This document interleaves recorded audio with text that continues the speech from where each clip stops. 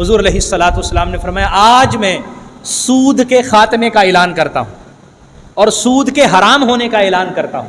خبردار آج کے بعد سود نہ دیا جائے گا نہ لیا جائے گا۔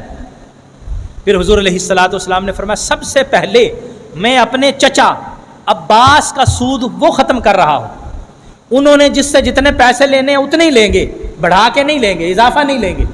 بس آج کے بعد سود ختم۔ نبی کریم صلی اللہ علیہ وسلم نے اعلان فرمایا اور فرمایا ان کل ربا موزون ولکم رؤوس اموالکم لا تظلمون ولا تظلمون، جتنے پیسے تم نے کسی سے لینے ہیں اتنے ہی لوگے، اضافہ نہیں لوگے، نہ ظلم کرو نہ تم پر ظلم کیا جائے۔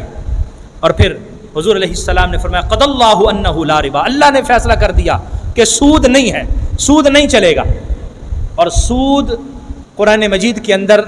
اللہ سے اعلان جنگ فرمایا گیا کہ جس نے